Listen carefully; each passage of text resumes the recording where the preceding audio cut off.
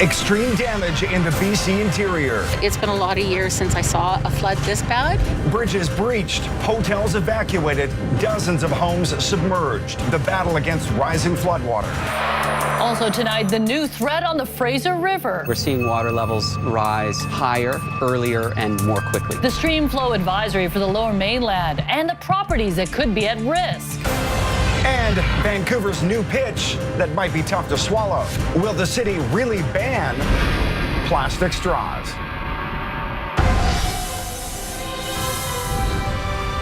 This is CTV News with Scott Roberts and Mi-Jung Lee. This is now much more than an evacuation zone. Tonight, parts of the city of Grand Forks look more like a disaster zone with cars, yards, and homes underwater. Officials are calling what you're looking at the worst flooding since way back in 1948. These aerial images captured by CTV's Chopper 9 today as we flew right over the hardest hit flood regions in the southern interior. And you can see the footage is heart-stopping with the rising water simply too much for sandbags to handle. Many streets are fully submerged, many neighborhoods now cut off, and officials say some homeowners have been trapped inside their properties. All of this happening as flooding is also reported in the South Okanagan and especially Osoyoos. Good evening. We begin with breaking news on the BC flood situation. Emergency officials in the Grand Forks area calling the damage there catastrophic. The price tag to clean it up will be many millions of dollars, and that's just one of several hard-hit areas as historically high floodwaters take a major toll across the southern interior. Let's start off with the big picture province-wide right now. Approximately 1,400 properties have been ordered evacuated in the Kootenay boundary regions of BC, which includes Grand Forks. A total of 31 evacuation orders are now in effect for nearly 2,000 homes in the province. Evacuation alerts, where residents are told to be ready to flee, are in place for an additional 930 homes. And in all, 23 local states of emergency are in effect across the province. CTV News has team coverage on the flooding emergency for you tonight with Maria Weisgarber on the rising Fraser River and what it means to communities in the Lower Mainland. But we begin with CTV's David Molko live at Osoyoos and the very latest on the situation in the southern interior. David. Scott, Mi-Jung, you cannot understand the threat these families here are facing until you're standing in the middle of it with the fish swimming around your feet. This is Solana Key. I'm going to have you look down there where it melds into Osoyoos Lake. You can't tell the difference. The lake has swallowed up the street, which is leaving officials here worried and wondering if the worst is yet to come. This is what once in a 100-year flooding looks like. The town of Grand Forks submerged, hundreds of homes swallowed up. Roads now rivers, the only way to navigate by boat. Oh, there's another vehicle submerged over here. Officials here calling the damage catastrophic. A perfect storm of extreme snowpack, heavy rains, and the heat. While the waters here have peaked for now, the worries have not. Yeah, I got one of my boys. My wife just took off. More than 2 million sandbags being deployed across the province, including here in Osoyoos. They're trying to stay ahead of it because no one knows how high the water will go. Right here, sweetheart. Vanessa Creasy is prepping bags as fast as she can. We are a community. We help anybody and everybody. How many of you filled today? Upwards of 5,000 a day. On Main Street, a beachfront hotel evacuated, giving new meaning to a Lakeview room. On Solana Key, the Harris family's backyard now transformed into a water park. The family packing up. They're almost ready to go. Across the street, Roger McKinnon worries. He's next. I understand the last big flood was in 71, 72, and we have never expected it to go this high. With thousands under evacuation orders, the province releasing emergency funds. We're watching the weather patterns very carefully. We're particularly concerned that if this high heat continues into next week. Which means for Roger McKinnon, it's not looking like a question of if, but when. We're lucky. Our house is a little bit higher in grade. We're probably another 2 feet before we hit water concerns. Okay, so 2 feet until people like Roger get hit by the water. David, how likely is that to happen? Yeah, I'm just looking at Rogers' driveway now, and the water is literally lapping at the edge of it. This is the concern. There's a lot of uncertainty here. We talked about that extreme snowpack throughout BC and further up the Okanagan Valley. There's also high temperatures forecast into the high 20s and 30s over the weekend and into next week, well above normal for this time of year.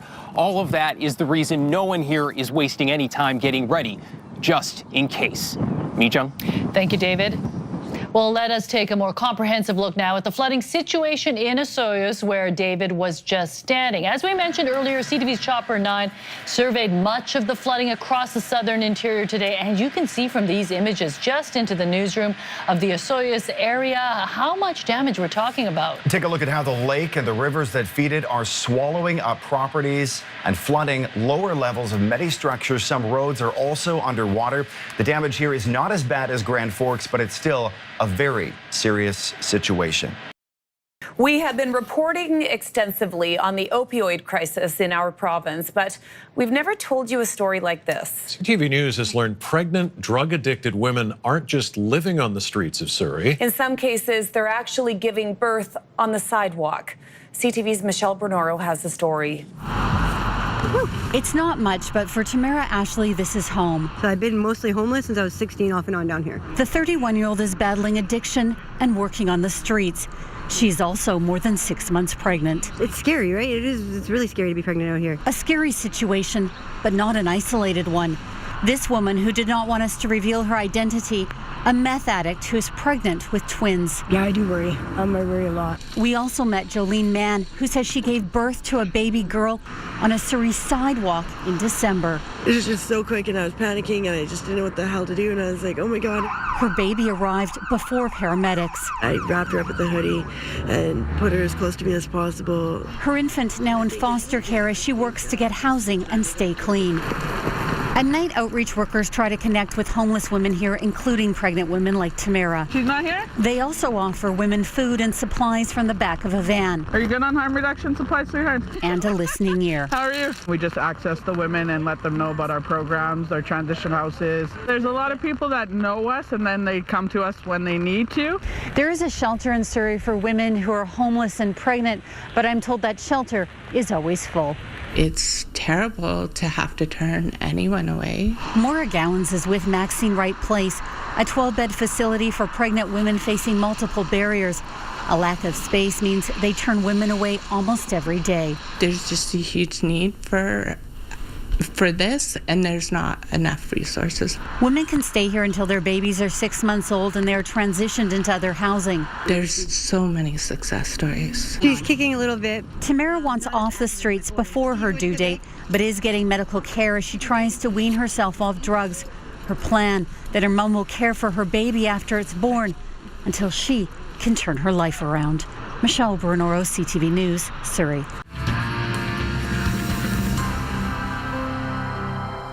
Marijuana will soon be legal, but more than a few people have jumped the gun. Almost everywhere you look in Vancouver, you can find pot for sale by illegal vendors. Those licensed vendors who pay to occupy public space feel they're being squeezed out, and they want the city to crack down. Ross joins us live tonight in Robson Square. Ross.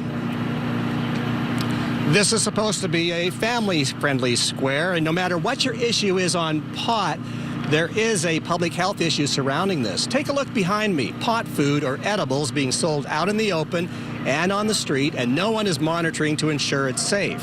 And that's got licensed food vendors who follow the rules riled up, saying there's a double standard over dope. Welcome to Vancouver's Robson Square, where the drug market is open and ready for business. Take a look around. Licensed food vendors on one side. These are hard candies. These ones are soft candies. And pot vendors peddling their wares on the other. They are 100 milligrams of THC for the small ones. Candies infused with THC, the ingredient in marijuana that makes you high. $5. $5, yeah. For these pot-infused cakes. 80 milligram in one? Yeah. Oh my God. Our cookies are $5 or 3 for 10. Definitely caught us off guard walking by for sure. Because none of this is legal, and that's got licensed food vendors riled up. I fed up from smelling this. If I get dizzy, I can't work. These vendors pay the city more than $1,000 to be here. They need a health permit, and they're subject to inspection. If they don't follow the rules, they'd be shut down. Oh, you better believe it. Do you need a license to do this? There is no license. None of these guys are licensed, and they're not supposed to be here. Everyone should have to play by the same rules, right? So what's the city doing about it? First we do a verbal warning, then a written warning, and then a $1,000 fine. I've received 2 $1,000 fines on 2 different occasions. Well, clearly, fines aren't working. 2 days ago, the city came down and said that they were going to do a full arrest today. That didn't happen. However, the city does have the right to confiscate the goods. We could. And we do. We do take the tents. We do take the tables. We haven't confiscated the pot. I think I've only ever remembered once, but we got most of it back. Not only is this illegal, no one's monitoring how it's made. For sure, there's no inspection, so you can't really tell if it's safe or not. And where do you make them? In an oven at home. Cool, I'm down. I got $5 on here right now. For those who buy these edibles, there's a real risk. I'm a nurse myself, so I've seen people that end up buying stuff that they don't know what they're getting. I do not take the time to cut and weigh each and individual bra. So you don't weigh it all out? No, but they're sitting at 80. Right now, the city is staying the course. They're going to continue to monitor, issue warnings, and issue fines. The question is, I wonder what they would do if people were down here selling alcohol, how quickly that would be shut down. Yeah, it's a good question. I mean, we heard that guy say it had a couple of $1,000 fines, but how many fines have actually been handed out, Ross? Well, the last time we checked with the city, only about a dozen. And again, they do have the ability to confiscate the pot and the merchandise, but they're not doing that. The Vancouver Coastal Health folks said it's not their issue either. Even though they're selling food down here, they said there have been no complaints about public health. So they're saying it's a city issue. Back to the city. Oh, here on CTV News, we've shown you that illegal open-air drug market that's flourishing in what's supposed to be Vancouver's family-friendly Robson Square. Well, tonight, the McLaughlin on Your Side team goes undercover to discover why it's a potential health hazard. Roz, what did you find out? Well, kids are particularly vulnerable. Their minds and brains are still developing. Not only are the pot peddlers selling weed, they're selling baked goods and candies too, infused with the ingredient that makes you high. They're not licensed and no one's watching. So how easy would it be for kids to get their hands on this stuff? Free samples, chowing down at the cannabis buffet. She looks underage, and we didn't see her show ID, which is why we're blurring her face. By night or? Special Kush or the Cali Kush. I'm gonna go with this one. By day. What was supposed to be a family-friendly square is occupied by illegal pot sellers, joints, weed, baked goods and candy infused with THC, the ingredient that makes you high. Open access to anyone who walks by. Will they ask for ID? I'm 17. How old does she look to you? About 16. 16. 17, I was gonna say, yeah. With parents' permission, she volunteered to put this drug market to the test. How much are the brownies? $5 each. $5? So yeah, could I grab like a few brownies? We have these M&Ms, and these are 150 milligrams of THC. Oh, I just spent my cash. There's a TD right over there on the corner, actually. Oh, perfect. They don't seem concerned about her age. How old does she look to you? 19. 19? Yeah? Okay. Would it surprise you to know that she's 17? Yeah, actually would. Because she came up with a bunch of people with ID that said 19. Oh, you were with people that had ID? No. Take a look. No one was around her showing ID. And the guy who pointed her to the ATM? We always ask right away, like when we're doing the money, whatnot. We always ask for ID, always. Okay. I hadn't asked them yet. The 9 bars? 200 milligrams and they're $5 each. $5? I'm just gonna go grab my cash. No questions. You never asked her about her age, though. No, because she didn't buy anything. Others were right up front. You got to be 19 and over. Do you guys have any edibles? Over there would be the edible table. Over if you're there? 18 and up, you're good. Thanks. Actually, in BC, it will be 19 when pot is legal for recreational sale. These ones here are my rookie cookies. Oh, okay. And again, they're made of sativa. And you can sell those to me? You have age? Yeah. I don't have ID on me. Unfortunately, you look too much like a high school kid. Okay. He wasn't taking any chances. My daughter actually got into my edibles a long time ago. 26-hour anxiety attack. And how old? She might have been 16, 17. We don't know whether these other vendors would actually have sold to her because in order not to break the law, she didn't go through with the transaction. But that doesn't mean kids haven't gotten their hands on this stuff. We have actually turned away and they've gone somewhere else and bought, and I have made a huge stink about it. Very interesting, Ross. I saw that girl that you used, and she definitely looks 16. She looks young. She does look young. So the question is, where are the police? Well, that's what we want to know. We've been asking that question over and over again. Even if minors are turned away, it's still easy access. The police have said this issue is a top priority for them, but without taking any action, vendors are left to self-police themselves. Later this week, we'll show you how that could be putting the public even at greater risk. What do you think? Go online and check out our stories that we've done at www.vancouver.ctvnews.ca, and then email us your comments at McLaughlin on your side. Those illegal pot vendors in Vancouver's Robson Square are creating a potentially dangerous situation for the public. Over the last few days, CTV News has shown you how the drug market is being allowed to flourish, and we've gone undercover to see how kids could get their hands on the drugs. Ross is here now, and the illegal activity, Ross, has led to some vigilante justice. Yeah, take a crowd, mix in some drugs, and combine that with illegal activity. It's a combination that could potentially be explosive. We've seen it. After we pushed the mayor about what he would do about the situation in Robson Square, police responded, saying it's a top priority. Yet nothing has happened. Neutralize him! Don't hurt him! Sunday night in Vancouver's Robson Square. Let go of me! A fight in what is now a notorious open-air drug market, and it's not the first time. Do not hurt him. Right now, you're not hurt him. He's a minor. Just recently, a terrified young man grabbed by pot vendors. Oh, buddy, don't think you're going anywhere, buddy.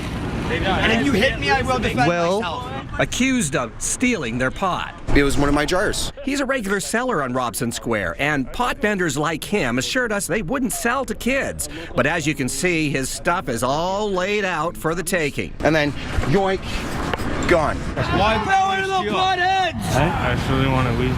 Dude, buy your pot. Don't steal. They have no right to be here, and they're openly in defiance of the law. I have received 2 $1,000 fines. Yet, Oh, yeah, you're gonna get arrested for this, buddy. You're under arrest. You're under a citizen's arrest right now. a bizarre and ironic twist. It's accessible. It's right there. You know, that's the problem. They eventually release him. What happened here? I don't know. Did you try stealing something? As he tries to leave, Hey, guys. one guy follows and intimidates. Do not. Go home. Go home. The kid runs off while a scuffle breaks out. Police showed up over that, but when we tried to talk to them about the bigger issue, We're just trying to figure out what's going on. they weren't too interested in what was going on over here. Our cookies are $5. We've seen police here before, asking if they have permits. They don't. Even so, police just drive away.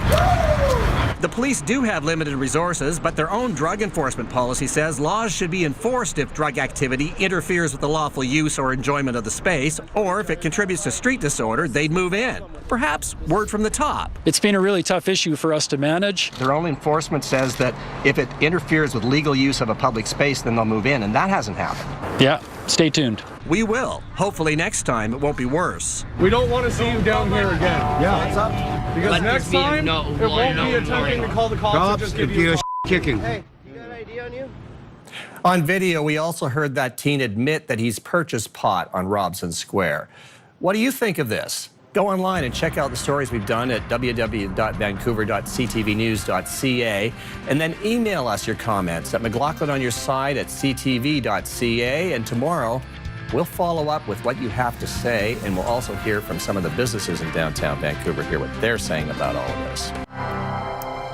Well, on tonight's McLaughlin on Your Side, we turn it over to you. Yeah, we asked for your reaction to our stories about the illegal open-air drug market over at Robson Square, and a lot of you had plenty to say. Ross, I think it's safe to say that this is a hot button for a lot of people. Have you been over there today? No. They're really lining up and digging in tonight. There are a lot of them over there tonight. The overwhelming majority can't believe there has been so little action from our city. Our viewers are outraged. The city space has been taken over by illegal pot sellers, while legitimate business that play by the rules gets squeezed out. The city has the tools to take action, yet lawlessness prevails. This was the city's image for Robson Square. This is what it's become, an illegal pot market. It's a joke. We've seen scuffles break out. You're not hurt him. Right now, you're not hurt him. He's a minor. Pot sellers grabbing a teen, accusing him of stealing their pot. How much are the brownies? $5 each. Gone undercover to see how easy it would be for minors to get their hands on this stuff. It's not family friendly. I mean, we used to have tables and chairs here in this space. Certainly not the idyllic images the city presented when it proposed shutting down traffic. There used to be only one. Now there's like way more. I just am not impressed with it. I see it every time I come through here now. Food truck operators who pay for permits and play by the city rules have had it. It's like you're a deer and you're surrounded by wolves, and they're all nipping at you. And you've responded. Sherry emailed us, "Am I the only one outraged?" Barry writes, "Once again, the lowest denominator is running the city. The law is the law until changed." Liz weighed in. Either open up the street again for good or pull up a city dump truck and stick all those tables and contents in the back of it and drive off. How come the city hasn't shut them down then? Enforcement is our last resort. We try to work with them, and largely over the past year, it's been fairly successful. It doesn't look like it. I think they should seize right away. Why give a warning? Vancouver's Downtown Business Association supported the square, but not like this. And if the city can't get a handle on this, then we're going to advocate that they open up this street again to public transit. It doesn't affect the public space status of Robson Square. But what are you going to do? I don't see that situation continuing much longer. I think a lot of people are concerned about it. Certainly if that was booze, it would be out of order, and there'd be real concerns about it as well. The longer the city waits, It's going to get worse, so I think it's going to spread. I would like the city to follow its own rules and close this down. the vast majority of you support that. However, we did have a few comments from those who are opposed. Jersey Joe writes, relax, quit playing the children card. It's getting old. Jennifer emailed, you are a closed-minded reporter with a conservative take on something that will be legal in July. So try reporting on drugs that kill. You can read all those comments in full on our website. Well, for weeks now, we've been reporting on that open-air pot market in Robson Square and asking those in charge why the illegal activity is allowed to flourish. Well, overnight, police sent a message moving in to dismantle the makeshift market. CTV's Ross McLaughlin has been leading our coverage and has more on the crackdown and whether it's made a difference. Overnight, police moved in on Robson Square's illegal drug market, confiscating everything, including the pot, and loading it into a truck. It was pretty hectic while it was going down. Vendor Dylan McCardle says he was there. They took all of our tents and 10 tables. They took all of our cannabis, all of our personal belongings. And he says a couple people were arrested. What is going on down there is still illegal. Oh, fantastic. Driving in this morning, licensed food vendor Alistair Fitzgerald saw a difference. I was in shock, in a different world. I'm so thrilled. And Aroka Kushner, who sells clothes on the square, is glad too. I think it's your media coverage and that good people stood up for what was right. But others... You're responsible for all this. What is shown is putting us in a place where it looks like we're doing the wrong. You weren't doing anything wrong here? No. Okay. It's a protest. I gave away weed for medical needs. I gave away There's nobody's stopping you from doing that. You just can't do it here. No, I don't. It shouldn't matter where I am. But it does. These are infused edibles. This has been an illegal drug market for months. Neutralizer! With fights breaking out. You're gonna get arrested for this, buddy. Kids being grabbed. And parents don't like it. Oh, absolutely no. No. I don't want them to be smelling weed. Despite the raid, Who wants free marijuana? first free, then money changing hands. This is a problem, and we are aware of it, and we have been monitoring, and we wish to release some information about it shortly. If they're not consistent about policing, then they'll just come out again. They have to come every day. As for the goods confiscated, We might get it back, we might not. You're a fear-mongering and taking us out of context. Cannabis culture is a free and loving and peaceful culture. Go toxiconic. And Ross is live on Robson Street tonight. Police moving in to clear them out overnight, Ross, but it looks like not much has changed there. well, there has been some impact. There are only 2 vendors here tonight. as opposed to normal night, you might see 10 to 14. They say it's a peaceful protest. They provide a medical need. They're not medical practitioners, and if people need their marijuana, there's plenty of places to get it, and police say they don't need to get it here. Police are being keeping it close to their chest what move is going to happen next, and we're waiting to hear from them later this week about what happened here last night, arrests, etc., and the bigger overall plan. Mike? When people in Metro Vancouver are asked, what's the hardest part about living here, transportation always ranks near the top of the list. So this week on CTV News, we're looking at some of our region's most difficult commutes and what's being done to make them easier. Tonight, David Molko takes a look at just how hard it can be to travel from one suburb to another. It's a commute that can feel like a road to nowhere. Ellie Robertson starts her journey home every day at 4:30. It says an hour and 22 minutes. That's what it says. That's not how it really works. So feeling skeptical, we start the timer. First a walk to the bus stop, then a ride to Braid Station, one SkyTrain to Columbia, another to Surrey Central, and finally the 96B line to Newton. How would you describe your commute? Long. At the first stop, do you believe it? The schedule says 8 minutes. I'd like to, but sometimes you can't. But the 791 pulls up in 2. How's it going? And as we hit our first backup, what's the worst thing about your commute? The traffic. Another extreme commuter, I'm heading to Yaletown, shares his transit wish list. More SkyTrain cars, speedier service. At Braid, wow, you mean business. Robertson races to the platform. A quick time check and 2 stops to Columbia, where we join the flow of the Surrey-bound crowd. It should be an option to take a bus from New West or from even Coquitlam or Poco into Surrey, but there isn't. No. And when we squeeze on board, this is pretty packed. No, this is not packed at all. It doesn't take long for other riders. So there's 4 or 5 buses, totally full, that pass by every morning. To flock our way. How would you rate TransLink, 1 to 10? I would say 6 to 7. -2. I'd give them an 8. What could TransLink do better? Communicate better. They could let us know when there's a problem. They need to have an app. At Surrey Central, right there. So we have to run? We make a run for it. Do you think we'll catch it? Turns out today, we're lucky. Where are we going, up there? It's so packed sometimes that when you try to get off at a stop, you can't get through the people in time, and then the bus takes off. I just want to get home. Home stretch, here we go. Stretch. Another 7 minutes on 72nd. It's good it's not raining. Very good. And it's hard to tell who's more relieved. Finally. Made it safe and sound. Hour and 25 minutes. It's a good day. Trip summary, 20 kilometers, an hour and 25 minutes. What's a bad day? Getting home at 8 o'clock at night. Ooh. What's for dinner? Chicken.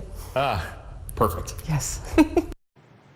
All right, Ellie Robertson also tracked her commute time home for us for the balance of that week.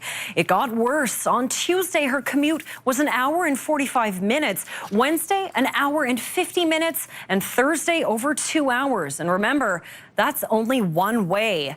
Coming up tomorrow, braving the backup on Highway 1. Do you ever just think it shouldn't be this hard? Every day. Every day. We ride along with road warrior Anne Murray from Clayton Heights. We're talking tolls, trucks, and bad behavior. And the one thing that bugs her more than anything else. Count that up to 25 right away. Dropping, right? Close to 1,000 people have died of overdoses so far this year in BC. It is the biggest public health crisis facing our province. And despite a public health emergency declared more than 2 years ago, the problem doesn't appear to be improving. Now, as the country prepares to legalize marijuana, what about opioids? CTV News at 5 anchor Scott Hurst takes us on assignment to the front line of the overdose epidemic. Here we go. Hey, there we go. Hey. It's nighttime in Vancouver. You just overdosed. And scenes like this We got you, dude. We got you. are all too familiar. That guy was very tough to bring back. People are dying at an alarming rate. If you guys weren't there, what would have happened to him? It's hard to say. That was a scary one. There could be a good chance that he could have died, yeah.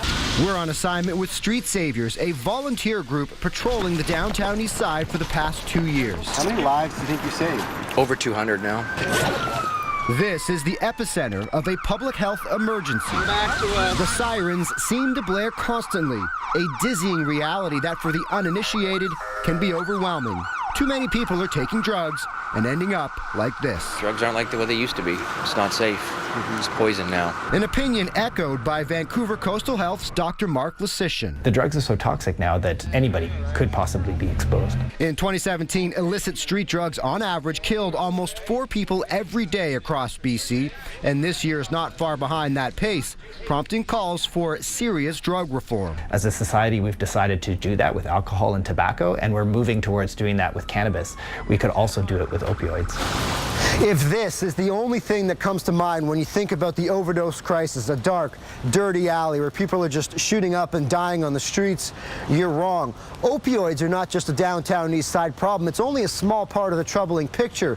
The epidemic has touched every part of this province. Sometimes I feel like it's not real. I feel like he's just been gone for a while. April Blaze lost her father to an overdose almost 1 year ago. He was at his home in Abbotsford. It's a huge issue with people on the streets, but it isn't just those people. According to the BC Coroner's Service, a majority of illicit drug deaths involve people using alone and indoors. Jack Alves was 57 and a grandfather of 5. He was a really, really good grandpa. Back on the streets of the downtown east side, Anyone called 911 yet? street saviors are on the scene Pump that up to 25 right away. of another overdose. It gives me purpose. This organization gives me purpose. Another life saved. You're welcome, brother. But many of these frontline workers say without bold and dramatic action from all levels of government, this Canadian epidemic will continue to look like this. You're lucky. You're lucky. Powerful images, and Scott Hurst joins us now. Scott, you know, it is great that they are volunteering their time to do this. Tell us more about your experience and the group that you're with. Yeah, it was a really fascinating experience to go out with this group. We spent several hours with them one night. We were out with them until about 2 a.m. They basically split up into several groups of 4 or 5 and did grid searches of back alleys and streets of the downtown east side when most of the other clinics and outreach services are shut down for the night. So it's definitely a need. Street Saviors is a volunteer organization. Some are trained paramedics, others have emergency medical responder training. So they're filling a need when a lot of other services are shut down for the evening. Now, this group actually also trained you how to use a naloxone kit. The naloxone kit is right here. They trained me and gave me 2 of these, so it definitely is important stuff. And so since I was tagging along, I was told might as well be trained. You never know when you might need an extra hand to help save someone's life. So I was trained on how to administer naloxone and given a few kits, as I just said, which are available at many pharmacies around BC and should be free of charge. To find out where to get them and learn how to use it, there's a link on our website, vancouver.ctvnews.ca. Important stuff, as they said, Mijang, you never know when you're going to save a life. Yeah, I think I'd be a little scared to inject someone, but, you know, in an emergency situation, you would do it. I'm glad they didn't have to put me into action. That would be terrifying to actually have to do that, but it's good knowledge to have and good to have one of these kits. Okay, great. Thank you so much, Scott. Anyone seeing this unassuming aircraft soaring above Pitt Meadows would have no idea it's making Canadian aviation history. The tiny 2-seater barely makes a sound and costs next to nothing to run. About $1.50 an hour. James Duma is the man at the controls and takes great pride in this very special aircraft. I feel a lot safer in an electric airplane than I do in a gas one, to be quite honest. Fantastic clearance for circuits. He bought the Pipistrel Alpha Electro aircraft in Slovenia and was instantly impressed. Despite a compact electric motor that could fit in some handbags. It's like comparing a Tesla, I guess, to like an old gas-powered car. It's just way faster taking off, way faster climbing, nice and smooth and quiet, lots of power. But with cutting-edge technology like this, there are some wrinkles to iron out. This sticker essentially means that Transport Canada is allowing Duma to fly the plane at his own risk, but he's not worried because the aircraft comes with its own parachute. With a price tag of $200,000, it's a relatively affordable aircraft and straightforward to fly.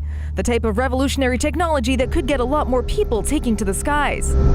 But the West Vancouver software developer sees this aircraft as being more than fun and games. Considering where we are with climate change and how urgent the situation is, We all need to be making maximum effort to sort of change our lifestyles and transition away from fossil fuels. Easily covering 100 kilometers on a single charge, the Alpha Electro is already inspiring other aviators to consider plugging in for their next aerial adventure. Penny Daflos, CTV News, Pitt Meadows.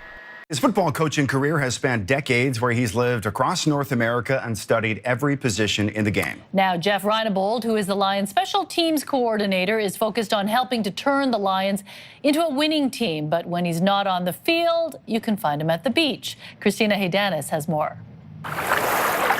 Go, go, go, go, go, go. Everybody should see it. Everybody should have eyes. Rip, rip, rip, rip, rip. Nah, you got to get your pants down. Paddleboarding is a way for Jeff Reinebold to chill out. To me, that's where I find my greatest sense of satisfaction and peace, is when I'm on the water. AP, just a little wider. After a long, tighter, Ivan, hard day at work. Cross-face that, good, now we hit it. His day job, special teams coordinator for the BC Lions. I think if you are passionate about anything, you can do it. Reinebold's professional coaching career started right here in Vancouver 28 years ago. Coaching runs in his family, and when he first picked it up, he was excited to share the news with his dad, but he didn't get the reaction he was hoping for. All of a sudden, he's like, "Are you crazy? There's no money in it. It's hard on families. You move all the time." He gave me all of the reasons why not, but I think what he was doing was being, you know, being a good dad. It's no secret Reinebold wears his heart on his sleeve. And with just one look, you'll see it too. Reinebold's life isn't just about football. He's found deep roots in Hawaii. There's a sense of ohana, which is family, and there's a sense of aloha, basically means to love or care. And you find that there in a way that you don't find very many places on this earth. That lifestyle has helped him get through the tough times, like when he was diagnosed with melanoma in 2011. I was a single parent at the time. My initial reaction was, can't do this now. I always thought I was a guy that, you know, lived for the moment, lived in the now and all that stuff. But boy, I tell you what, when you're faced with that one, you figure it out real fast. In between the fast pace of football, Reinebold, now cancer-free, appreciates the calm of the water even more, where he's learned to slow life down. Christina Haydanis, CTV Sports. A dramatic scene along White Rock's historic pier late today. Sailboats breaking free from their moorings, smashing into the wooden structure and trapping a pedestrian on the other side. This just one of countless images of damage from across our region tonight. Oh, a line just went down right there. Holy cow. Power lines coming down are causing havoc as a wicked windstorm lashes the south coast and Vancouver Island. Hundreds of thousands of people have been dealing with power outages as trees topple onto roads and hydro lines, from stranded ferry passengers to drivers dealing with closed roads to homes in the dark. This is a windstorm the likes of which we haven't seen in a generation. And good evening. The windstorm battering the south coast has now turned deadly. The BC Coroner Service confirming tonight that a person has been killed by a falling tree in Duncan. Meanwhile, the effort to get the power back on for thousands of homes is in full swing tonight as we bring you breaking news, team coverage of this major windstorm. Allison Hurst is on the edge of Stanley Park, which officials closed today. Michelle Bernard is in Langley as commuters south of the Fraser are being hit hard. And David Mulco is on Vancouver's east side where large trees are coming down. But we begin with Maria Weisgarber near White Rock and the latest on the rescue effort triggered by serious damage to the pier. Maria. Mijung Scott, even longtime residents told us they have never seen anything like this before. Boats smashing up against the side of the historic pier, which ultimately collapsed near its center, leaving one man stranded on the other side.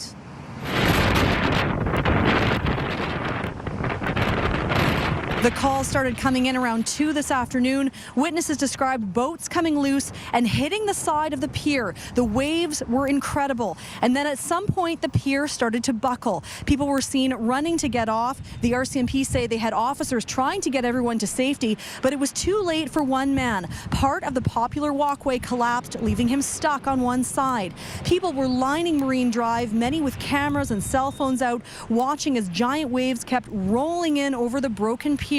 And all the while, you could see the man standing there. The RCMP say every resource was called upon, including the Coast Guard. It was about an hour and a half before the rescue took place. A search and rescue helicopter arrived and used a long line to bring the man to safety. Here's how it all unfolded.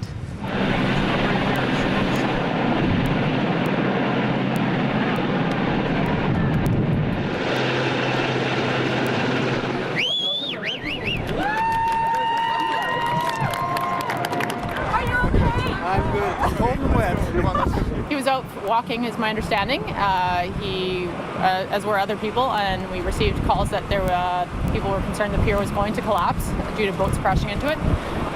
Members were out there, police officers were out there ushering people off the pier when it did break apart, and the one male was on the other side of it. And then the boats just started to bunch against the dock and eventually broke through. And it was buckling. You could hear it like a banging all the time, smashing, right? Like a battering ram. I have never seen any wind like this and storm like this in 47 years I've lived here in White Rock.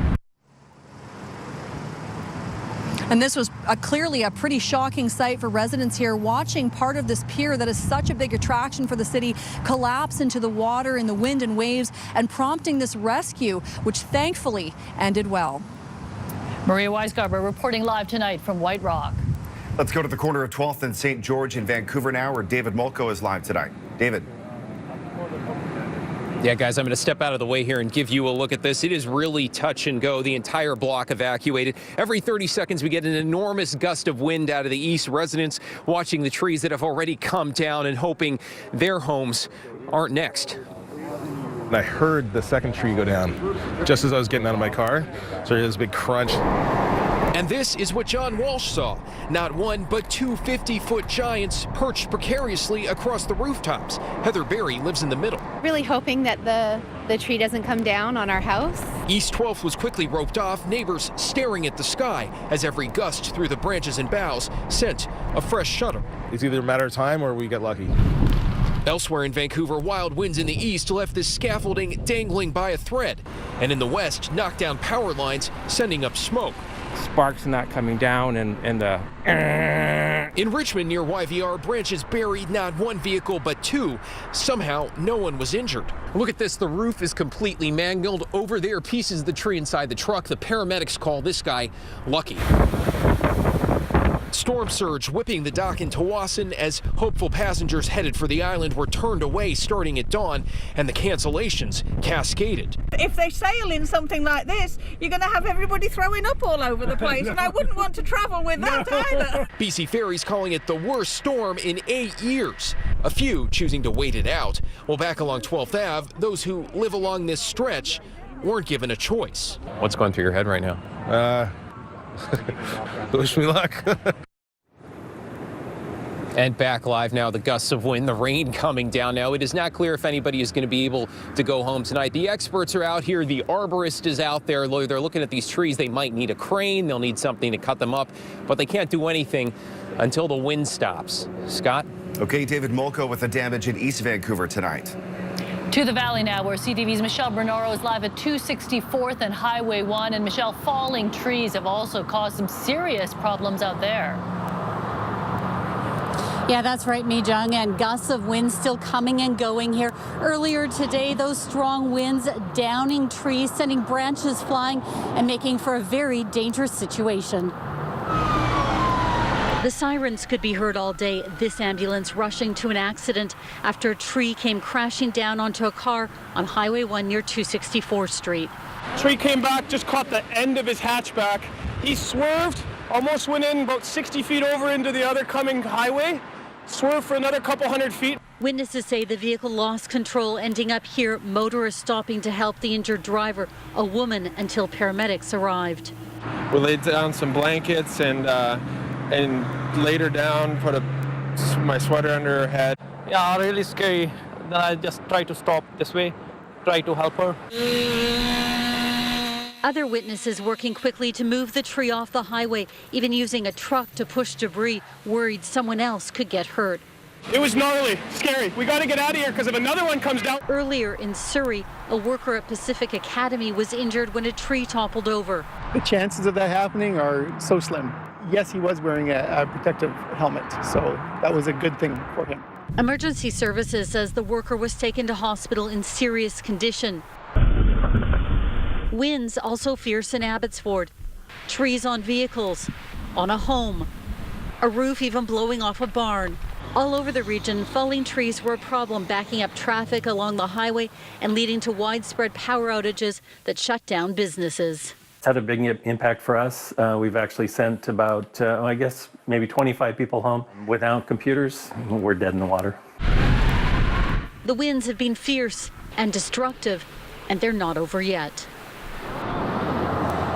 Now, witnesses say that the woman who was injured in that crash here on Highway 1 appeared to be doing okay when paramedics took her away in an ambulance this afternoon. Now, BC Emergency Services telling us they responded to several serious incidents because of the wind today. Mijong? Michelle Bernoro live in the Fraser Valley tonight. Meanwhile, Allison Hurst is live in Stanley Park, and officials closed that park because of the wind earlier today. Allison.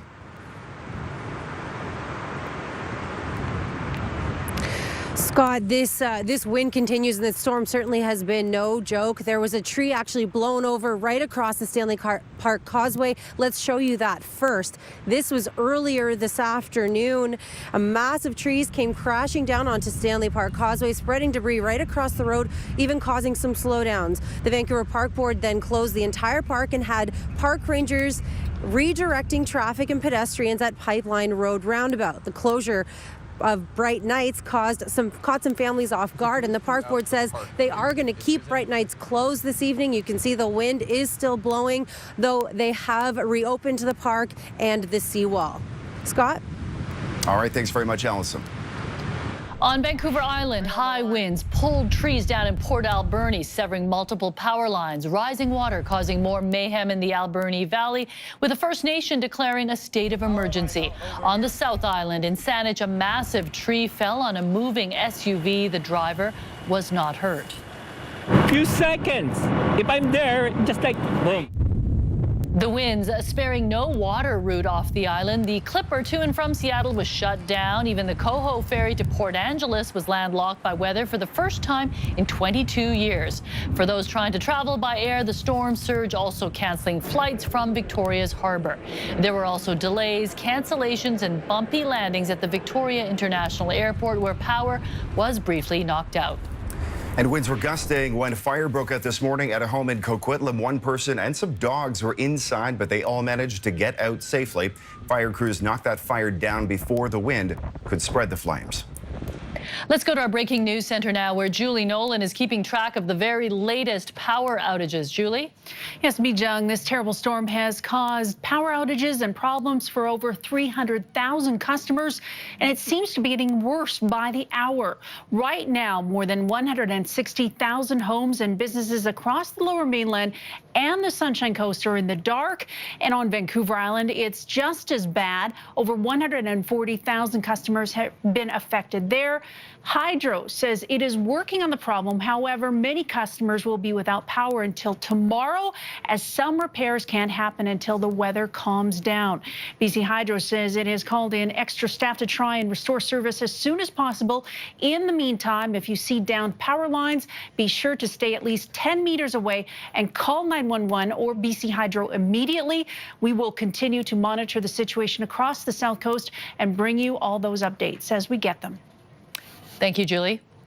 Corse and Lou's tracking this system for us, and a lot of people are wondering if the worst of this wind is over. The worst is over, Scott and Mijong, but it is still very windy outside. Here's a look at peak winds through this afternoon for Abbotsford, gusting at 102 kilometers an hour. For us downtown at 87 kilometers an hour, 92 kilometer an hour gusts in Tawasin. And here's a look at winds right now, sustained at 44 kilometers an hour at the airport, at 54 for Tawasin. Still seeing gusts in Abbotsford at 71 kilometers an hour. The warnings are still in place for Vancouver Island, Central Coast, Sunshine Coast, Howe Sound, Metro Vancouver, and the Fraser Valley. And as the system moves towards the interior, we can still see gusts to about 60 kilometers an hour behind the low as we head through this evening. Mijong and Scott? Okay, good information. Thanks very much, Ann.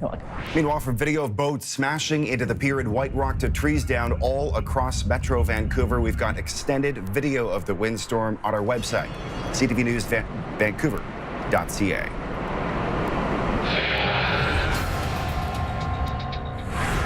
To the other major story today, the results of a BC-wide mail-in referendum have been announced. And as John Woodward reports, BC voters have decided overwhelmingly against changing the way we elect our provincial government.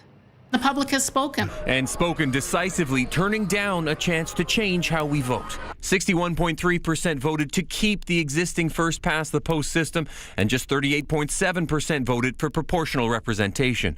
Of those, it was the mixed-member proportional system that came out ahead. After a campaign of fear... Under proportional representation, extremists are elected to legislatures with a... And pandering. If you were woke, you'd know that pro-rep is lit. Just over 1.4 million votes came in, a turnout of 42.6%. It's common in the UK, bookies offering wagers on everything from election outcomes to what the Royals are wearing. Now, the BC Lottery Corporation is getting in on the action, and it's all about a very special baby. British Columbians are being invited to put down some cash by guessing a key detail about the upcoming birth of one Metro Vancouver baby. We'll tell you what you're supposed to guess, and it is not the name when CTV News continues in just 60 seconds. A 5-year-old boy crying for help after being locked on a school bus. His mother is demanding answers. How it happened, still to come. And Britain's Gatwick Airport grinds to a halt on an extremely busy day. The coordinated plot using drones to disrupt air travel. That's also ahead tonight on CTV News at 6. Well, not since the controversy around Baby It's Cold Outside has there been this much Christmas buzz about, well, babies. The BC Lottery Corporation is taking bets on a New Year's newborn. Sinjin Alexander tells us what you're being asked to guess. We're not trying to be cute, although it's hard not to, but the BC Lottery Corporation is gambling on an unusual but adorable bet. It's likely a baby will be born somewhere in BC on New Year's Day, and PlayNow.com is inviting full-grown adults to put money down on which hospital will deliver the newborn. We'll have the first baby of the new year. Oh! There are 24 choices. I would put my money... BC Women's has the best odds. Hospitals in Comox and the Kootenays are the biggest gambles. We'll say Queen Charlotte Hospital in Haida Gwaii. As for the tiny rules, natural births are game, of course. Yeah. As for C-sections... What about planned C-sections? You don't get to choose the time, so yeah. The first recorded birth is the one that counts. The little bundles must be human, and players 19 years or older. Well, a number of Airbnb listings have been taken down after a CTV News investigation last night. Also ahead. New details on the third Canadian detained in China. We now know why an Alberta woman working as an English teacher is being held by authorities. Plus, the top high-tech gadgets to smarten up your home. You want to get a lock that is smart, but also strong. Ross McLaughlin puts them to the test.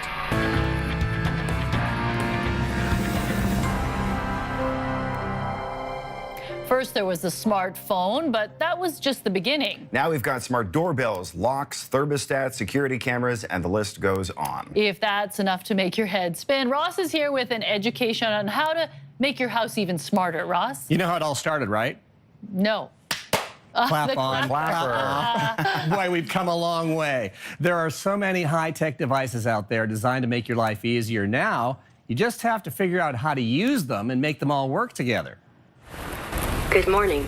From turning on the lights, to making a pot of coffee, to preheating your oven for breakfast, the race is on to build the perfect smart home. Alexa, turn off the lights. Dan Raklowski not only writes about smart home products, he uses them in his home too. His one must-have smart device, a smart speaker. Alexa, lock the front door.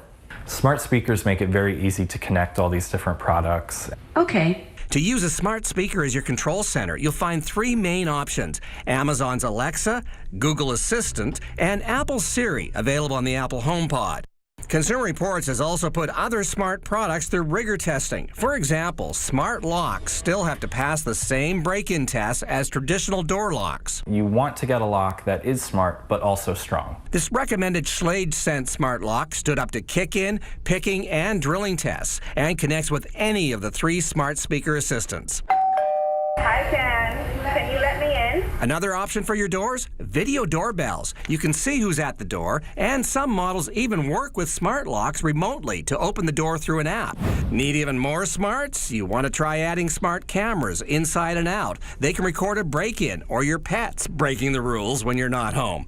And one thing to keep in mind, you'll need to pay a fee for video storage for most smart security cameras, which can be as much as $200 a year. When these cameras take video, they store it on their company's server. By doing this, it makes it really easy for you to access that footage, but it can also cost you over the long term. The Amazon Cloud Cam is a Consumer Reports best buy for around $200. And if you want surveillance both inside and out, consider the Netgear Arlo Pro 2 smart camera for about $280.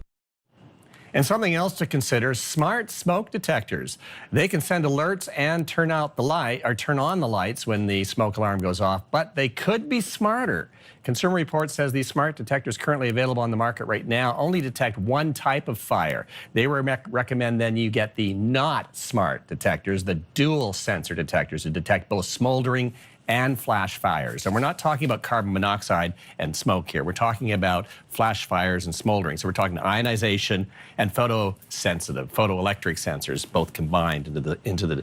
I learned something new about that. I didn't realize that was a problem. I once left the stove on in my house. Is there anything that you could remotely turn off your stove, like once you've gotten to work or something? There are smart appliances. Now, I think that is a little bit risky, quite frankly. I mean, we don't want to do this and test these smart. They do have appliances where you can turn them on remotely. They do have smart appliances, but the problem with those is, I think, now it hasn't been proven, is that it does present a hazard.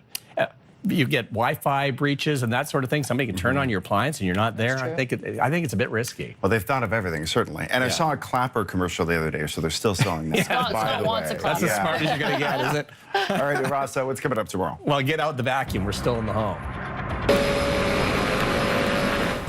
Bagged or bagless, the pros and cons, and the top-rated vacuums that really suck. In a good way, okay? We'll have that story tomorrow at 6. All right, thanks very much, Ross. An update now to a story we first brought you yesterday. Many homeowners apparently using a loophole to list Airbnb properties in Vancouver have now removed those properties from their website.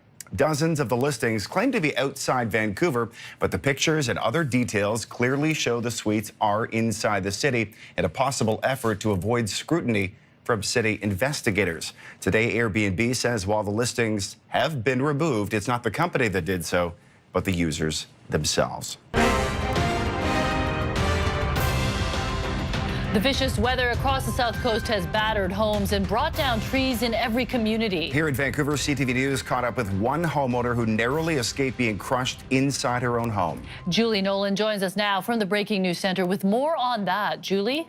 Jung, this frightening incident happened this afternoon in East Vancouver, where 2 trees came crashing down onto a home along the SkyTrain line. The giant trees were toppled in the wind and slammed into the house. The homeowner says the trees came from property belonging to both the city and TransLink, and says the tangled trees that came down and caused the damage is their responsibility. But for the man's daughter, she knows she's lucky to be alive.